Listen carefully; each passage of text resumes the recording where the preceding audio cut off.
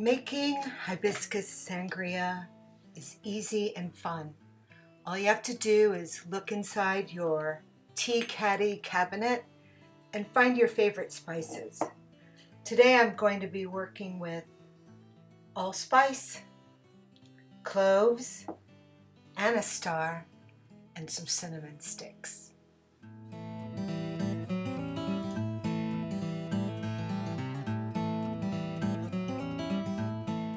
Well, I have the kettle on to boil. I'm going to go ahead and get started with 3 heaping healthy scoops of lovely dried hibiscus flowers.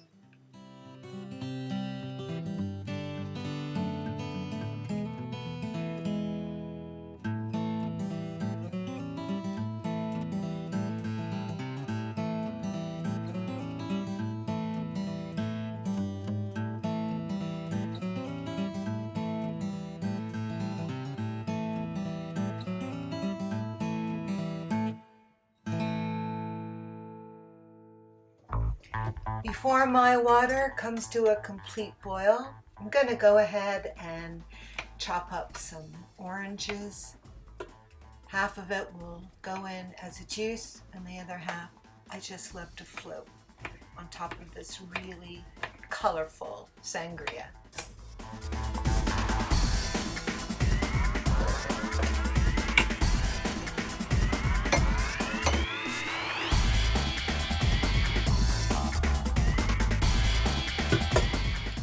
And now for my secret weapon, jalapeno peppers.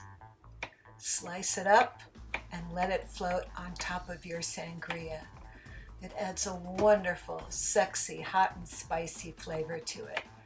Perfect for casting spells.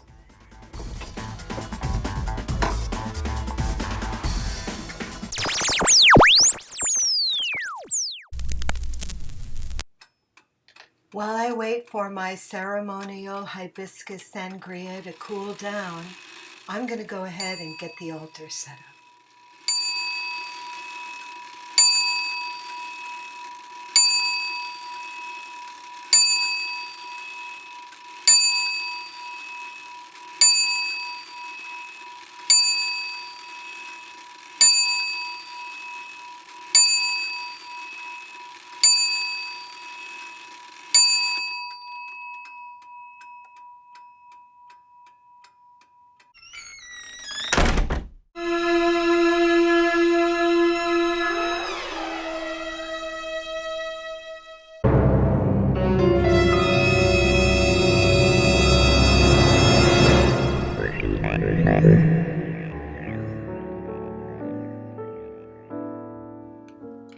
I light my magic candle and I get the incense started.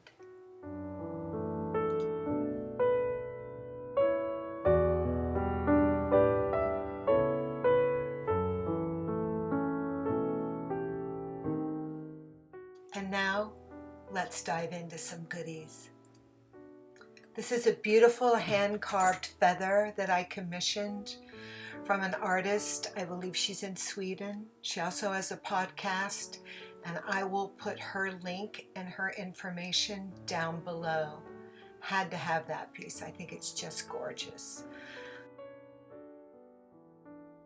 Inside the basket is my beloved collection of feathers.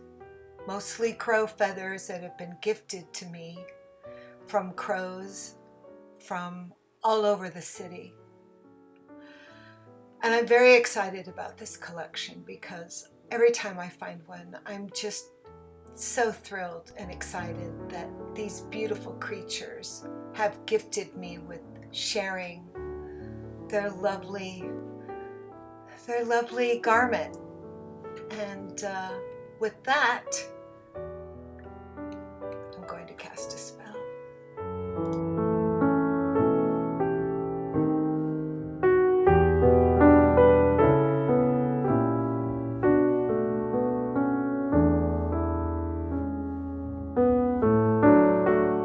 I think I found the perfect feather.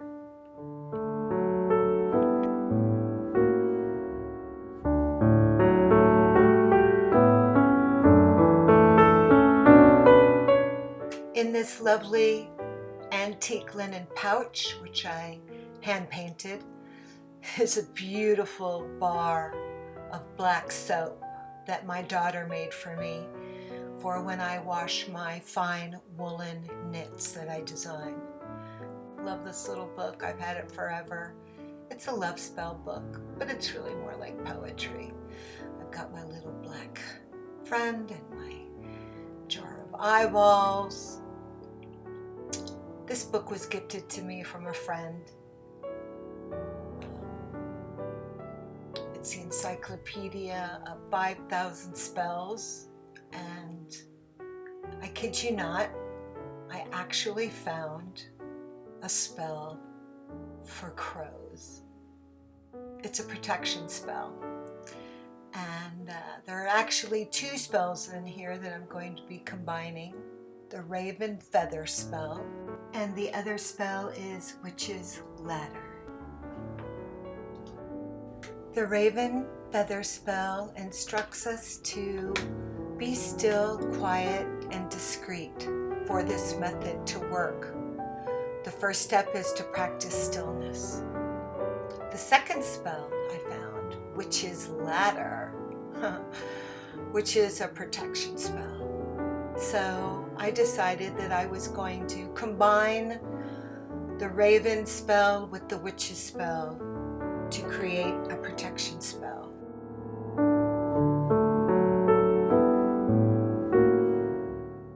My magic candle is a very special candle. It's from the 1960s. It's beeswax, and it's beautifully hand painted. What has drawn me to this spell most of all is the fact that it instructs us to use fiber. 3 strands of yarn, a black, a red, and a blue. And of course I had to use the black yarn that I picked for my crow's feet raven shawl. It's by Alice Starmore.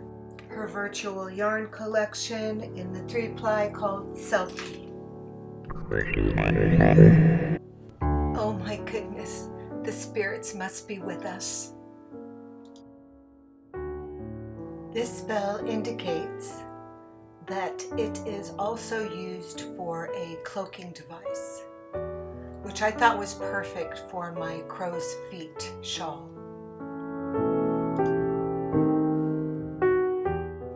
Once you have braided the 3 strands of fiber together, you attach 3 crow feathers.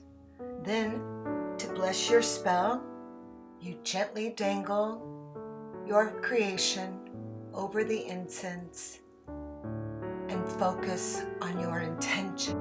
My intention is to protect the crows.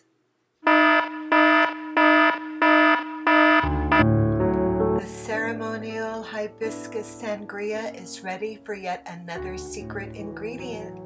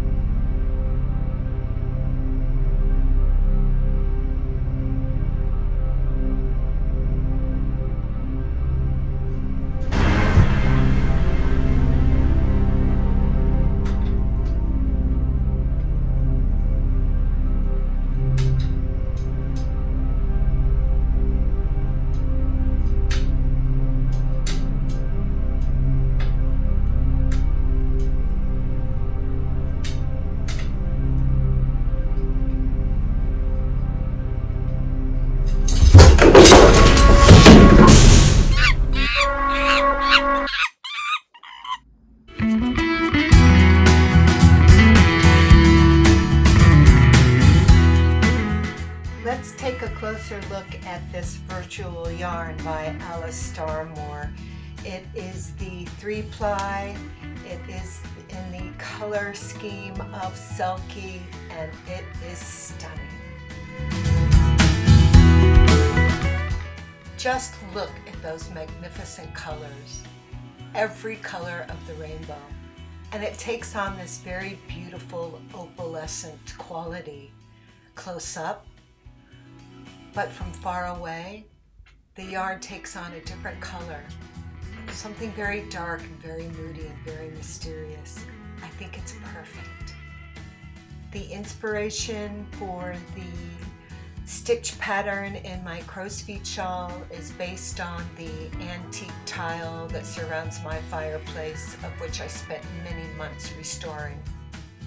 And as you can see, it has a very primitive, indigenous, American Indian vibe to it, which I thought was perfect because my great-grandfather was full-blooded Cherokee, and I just love putting some heritage into your pieces like that.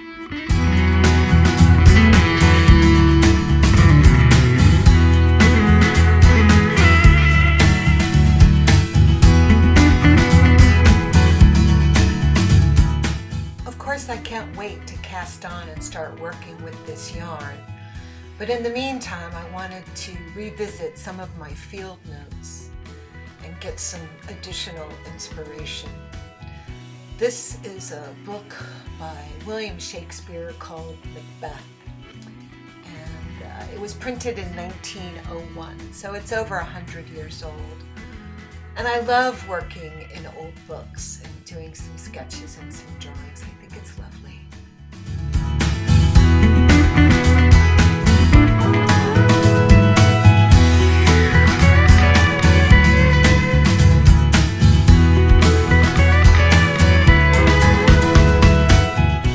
This portrait I've been working utilizing watercolors and charcoal. He's quite handsome, don't you think?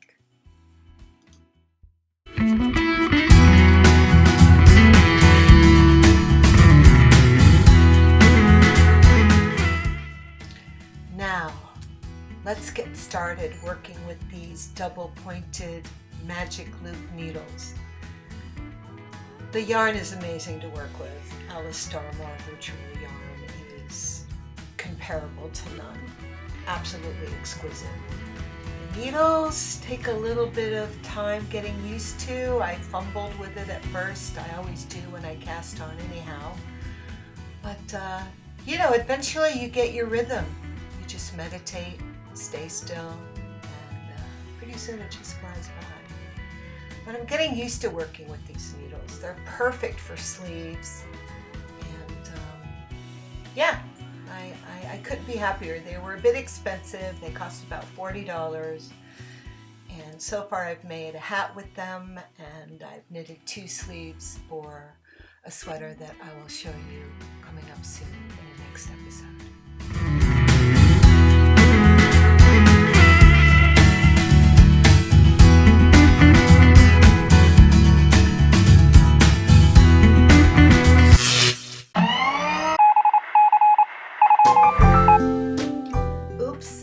Spelling error, so watch it. Back in the day, I never bothered to swatch anything, but in the last couple of years, I've really focused on this practice, and I wanted to share with you some of the techniques of swatching and journaling those swatches. I find that it's very important to actually start working with the fiber before you construct a garment. It gives you a chance to understand how it's going to block, and that can be instrumental. There have been a couple of times where I've knitted up a garment and I've gone to block it and soak it, and it has grown by 5 inches. Whereas if I would have swatched it and soaked it and blocked it, I would have known that, and I probably would have opted for a damp cloth block. It's also really fun to revisit all the different journals that I have going, and it gives me an opportunity to see some of the designs that I may not have necessarily had the time or been able to knit them up due to maybe I didn't have the technique down, etc., etc.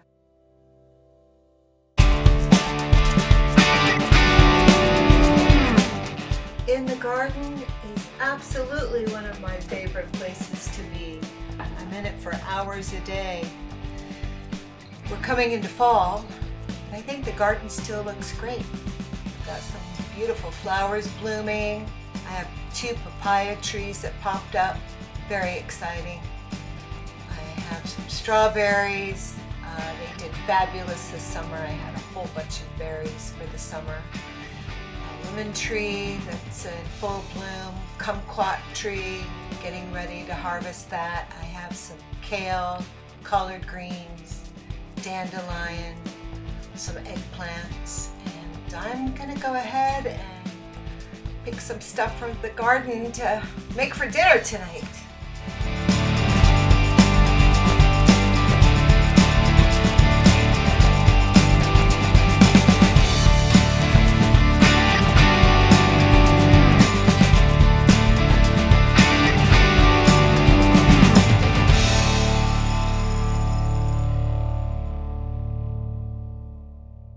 And here is our fall harvest from the garden for dinner tonight. I have some eggplant, some collard greens, some kale, and some lovely dandelion for a salad.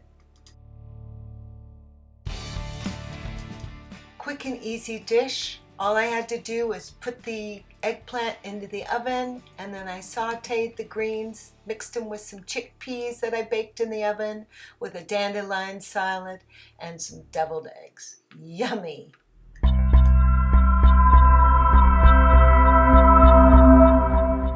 It's a cold and rainy day today, which gave me an excellent opportunity to be able to cuddle up in my new crow's feet shawl and celebrate the fact that I just finished designing a hat pattern, which I called the crow's nest.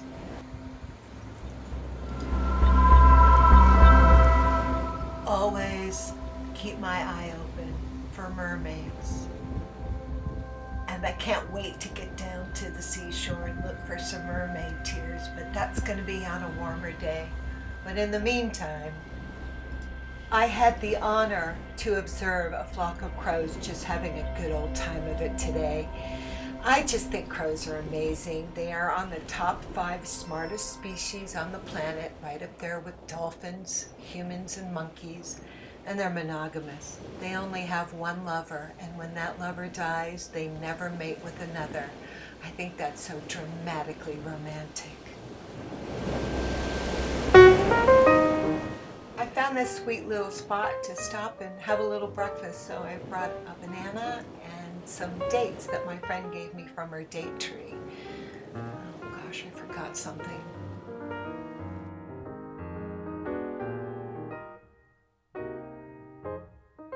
Tallulah! This is my little puppy Tallulah. It's an American Indian name, and it means prosperity rushes to me like a raging river. And she loves kicking it with me down here at the beach. So I'm gonna pull out my knitting. I'm working on a new pattern, a hat pattern. But take a look at the detail on the crow's foot shawl. Isn't that lovely? I think it came out really good. I'm very pleased with it. The crow's nest hat still needs a little bit of work. Again, I love working with primitive stitches, older stitches that might not necessarily be in style. This is a basket weave, but yeah, still working out the details. I'll keep you posted.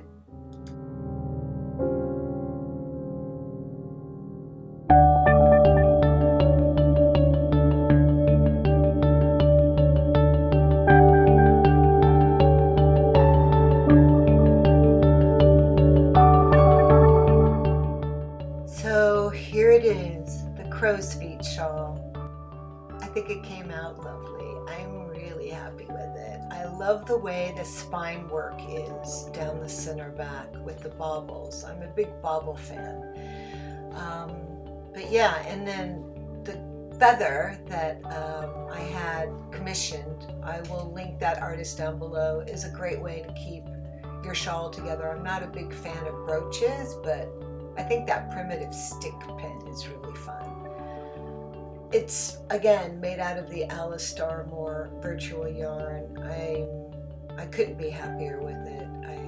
It's got a great fit. And shawls are great for living in Southern California. Again, it's usually very cold in the morning. It heats up in the afternoon. The sun pops out.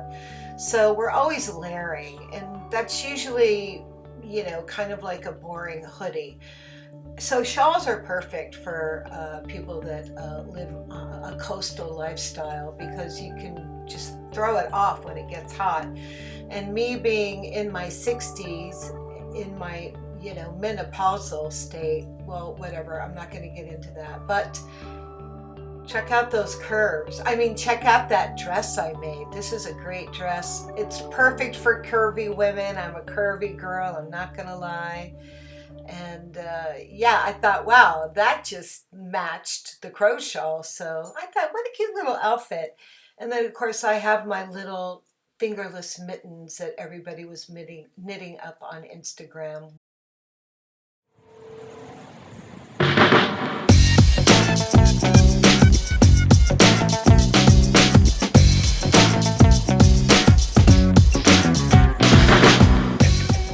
Dude, where did all the crows go, man? Dang.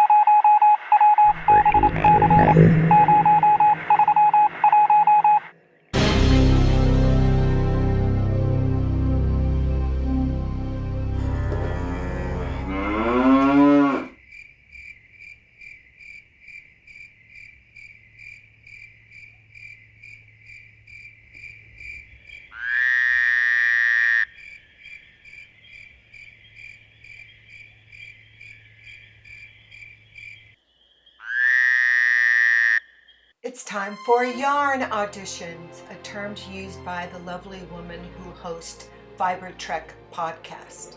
I'm not stealing, I'm just sharing the love, sister. So I'm really interested in working with more of the rustic yarns right now. The fall usually calls to me for more rustic pieces. So I picked up some blackered yarn. It's the DK weight.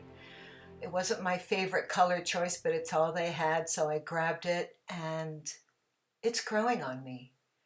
This yarn, at first I thought, oh my gosh, it's so thick, but very, very squishy. It has a lot of lanolin in it, which is kind of interesting because as you knit it up, it comes up very waxy.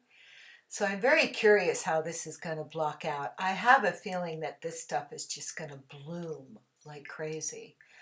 So yeah, working with that, I've got the swatch on the needles, working with the moss stitch, and you can see that this yarn is going to be amazing for doing cable work. I'm not a big fan of a lot of cable work. I like simple, delicate pieces, but yeah, I think I'm going to have to do some cabling with this. The other yarn that Blackguard has is the St. Kilda. I had to buy this yarn because of the history behind it. St. Kilda is an island, nobody lives on it, and it has the most oldest and endangered sheep in the world. There's only a few left. They're on the endangered species list. So I thought, wow, I really need to work with this yarn just based on that. So I rolled up a ball of skein and I got this teeny tiny ball out of one hank. And unfortunately, as I was winding my ball, this yarn broke on me probably about 8 times, which is very unfortunate because this is a super fine lace weight, and knitting a lace shawl with broken pieces of yarn tied together, it's just going to be a mess. So I'm already discouraged. I used a 2.5 needle, and as you can see, this is just going to be years in the making. Unless I use a larger needle, I'm not so convinced, but the needles are epic. I love this needle. The yarn that I've been working with a lot lately, totally in love with, Stone Soup. This yarn is amazing. When you knit with it, there's all these fibers in it. You even get little pieces of hay. It's super squishy, super bouncy, and this is their finger weight, which I've used a couple of times already. And the color palette is all in natural, cooler tones. I'm not into the more yellower tones, but so the colors in these are fabulous. And again, this yarn just knits up so lovely, and once you swatch it, it blooms like you wouldn't believe. So these are the other colors, and if you take a close look, you can see all the little fibers that are caught in the yarn as they spin it. Little pieces of grass, little pieces of just felting. It's really lovely to work with, and it feels great in the hands. It's so soft and lovely to work with. So I knitted up a couple of swatches to get ready to come up with some projects. The DK I absolutely am smitten with. I didn't get enough of it. I plan on getting more.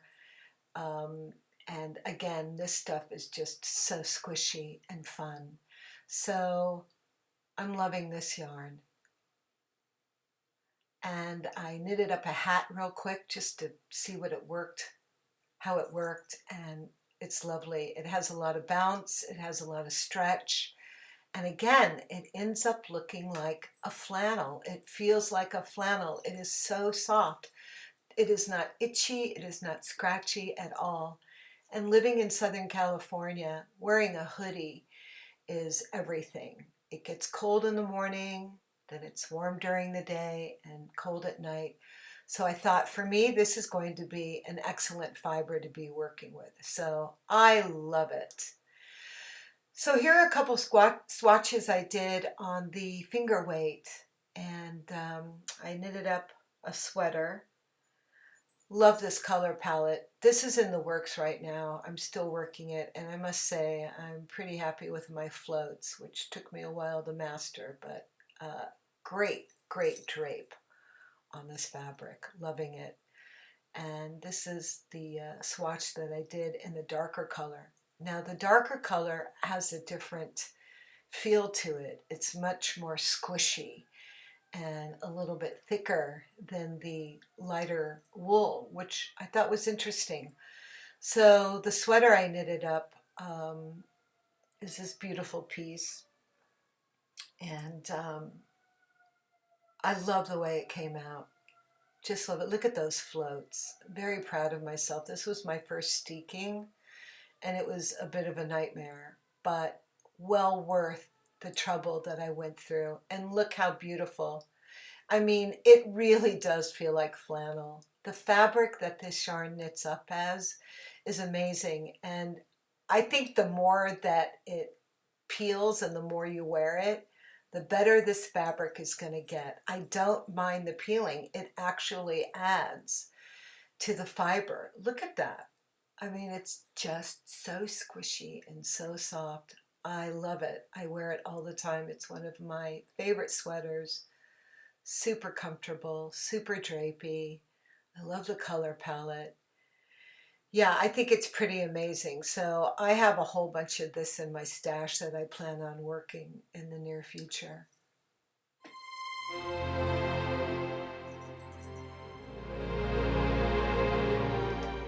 Meanwhile, I've been soaking a swatch knitted up in the Blacker DK.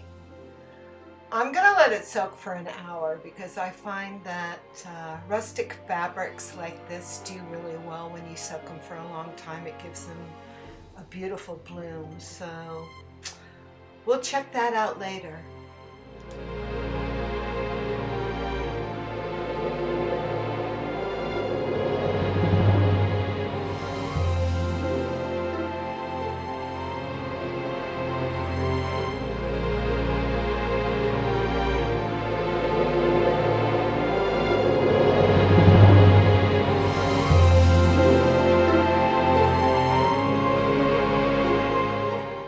I've saved the best for last. Auditioning this yarn has been a true delight, and I believe that this fiber has star quality. Just look at the texture. All these wonderful little things popping out at you. Little surprises everywhere you look in this yarn. And I found this yarn by watching The Gentle Knitter. She was knitting up a shawl in the lace weight. It is by Daughter of a Shepherd. I went to the website immediately. They didn't have the finger weight, but they had the worsted weight, which is the perfect yarn to use for a cardigan that I've been designing, which will be released soon. I'm so excited to get this yarn on the needles. I just cannot wait to knit up a sweater in this yarn. I think it's going to be amazing.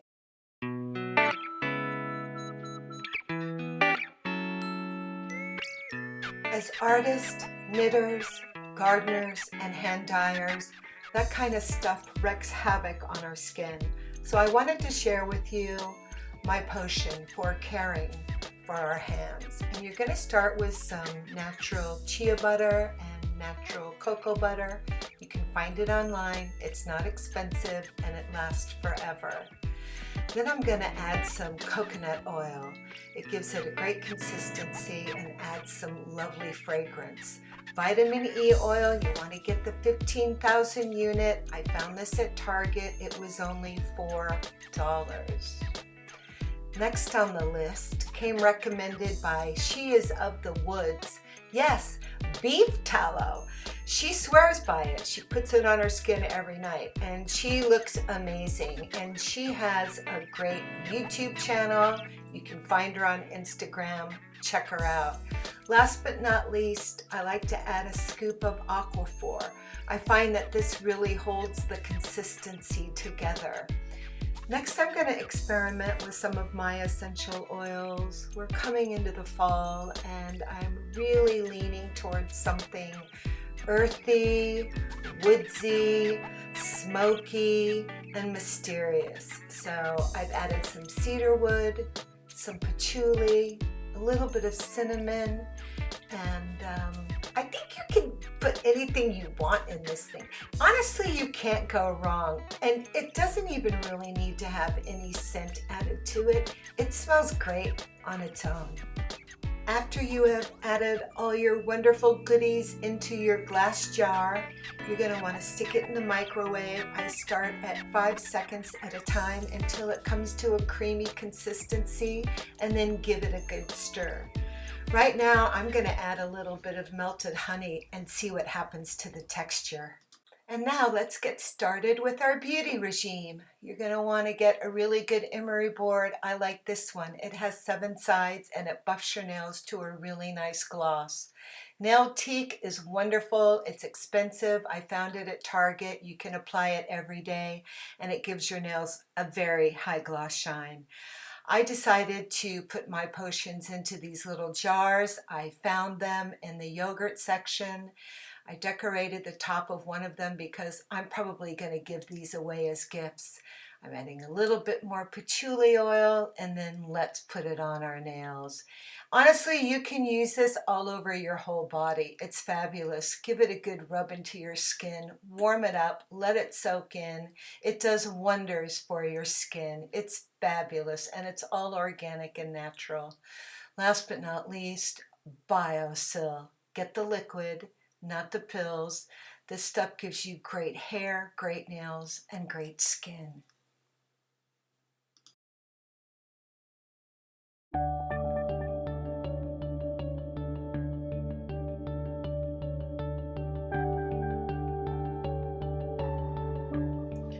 I have finished soaking and blocking the Blacker DK weight yarn, and I must say it hasn't really bloomed all that much. It's still a very stiff, coarse, and extremely waxy fiber, but I think it's going to work really well for a very structured jacket. So I'll keep you posted on that, but I do want to work with this yarn a little bit more. A couple of things that are still on the needles. This is a sweater that I am working, designed by Kate Davies. I used virtual yarn 2-ply in the Kitty Wake color wave, and I haven't been able to finish it because I ran out of yarn and they don't have it listed on the website. Apparently it's supposed to be ready by the end of the year, but in the meantime, it's on hold.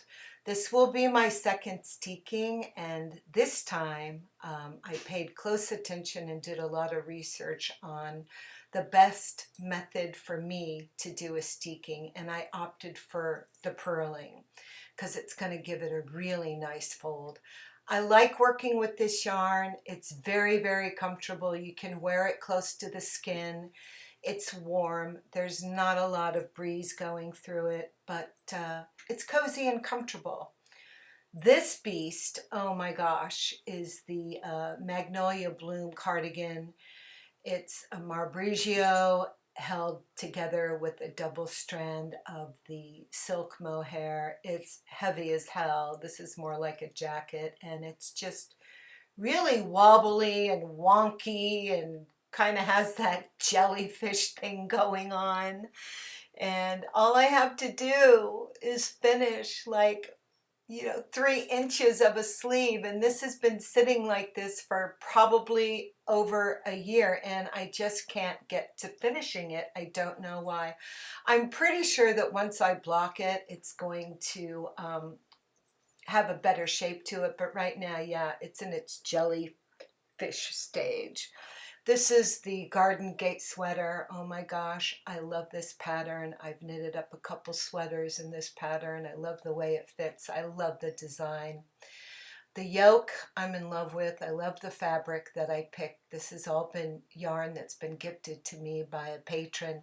However, the bottom yarn that I chose, I'm not crazy about. It's a lot thinner. And I don't know, I just hate the thought of ripping it out. It might just be one of those sweaters that I schlep around in at home. So we'll see. It's still sitting there. The clout.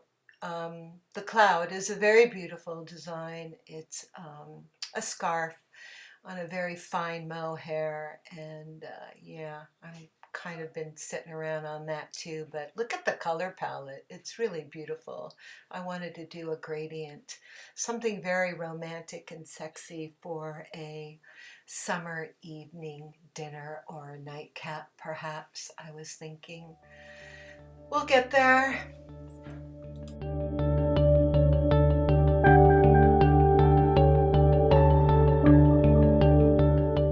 Oops, sorry for the camera hiccup. I'm new to all this, so I'm still learning.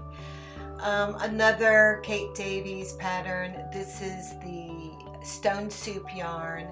Again, this yarn is totally different than working with the darker color. It's very open and it's very drapey. I'm not so sure. I will tell you this, working with Stone Soup when it comes to blocking is an absolute nightmare. It grew on me probably by about 3 or 4 inches. So I suggest if you're going to be using the Stone Soup yarn, I would do a damp cloth blocking technique on that.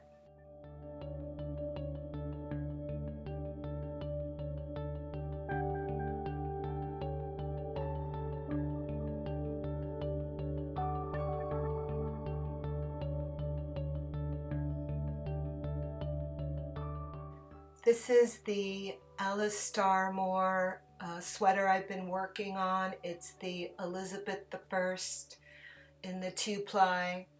And yeah, this is a year ago. I finished the front and halfway through the back.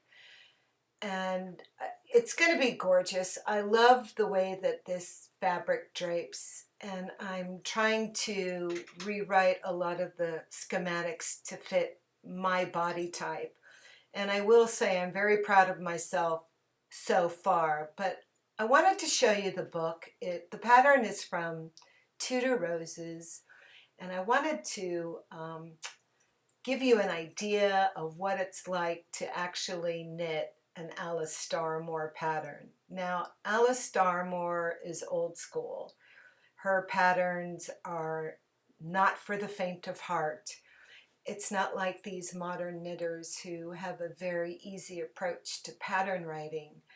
This is a lot more like being in a science lab, because you have to work the chart and the written instructions at the same time. So what I did was I Xeroxed copy the chart so that it was always in front of me. These are the notes and the details that I had to work with so that I could get the proper shaping for my body type. And I pretty much hit the nail on the head. But check out these notes. I kind of had to come up with my own version just so that I could keep track. She also has her own stitch pattern dictionary. So sometimes I had to look up what Alice Starmore's version of a yarn over is. So I don't know. Again, it's like being in a laboratory and I'm a mad scientist and I have all these books open so that I could knit this sweater. But I definitely will finish it. I am very drawn to this piece during the holidays, so hopefully I'll get her done before Christmas.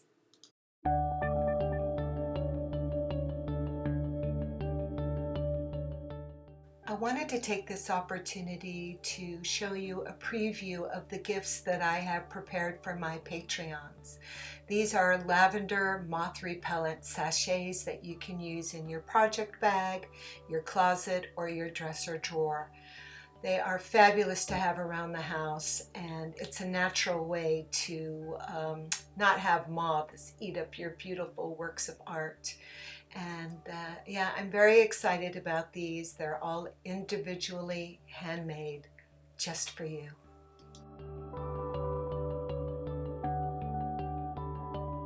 Hi, and welcome to the Blank Studio. I'm your host, Melissa Simpson, and I wanted to take this opportunity to speak with you in person so that you could get to know me a little bit better. I'm a designer and an artist.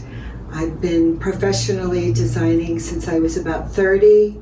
I've had several retail stores all over LA, from Silver Lake, Venice, La Brea, and Malibu. I work basically mostly with celebrity clientele for red carpet events, and I am known for my hand-dyed textiles, of which I have developed a very unique style. It is my purpose here on this podcast to create an intimate and creative space for artists, poets, and musicians to collaborate and participate. And I want to take this opportunity as well to thank all the other podcasters out there who have done a magnificent job inspiring me, and I'm sure thousands of others. And I'm grateful because now I'm starting my own podcast. Also, I found out something very interesting that I wanted to share with you. Archaeologists define a great civilization by how much art it produces. And that's based on how much economic flow that it can generate through its population. giving its culture and its society enough leisure time to actually create art. Not the slavery that we see today where you're working for 10 to 15 hours a day to barely pay your bills. So on that note, become a patron of the arts and let us and our culture and our generation and our civilization thrive through art, music, and other various things that we like to collaborate on.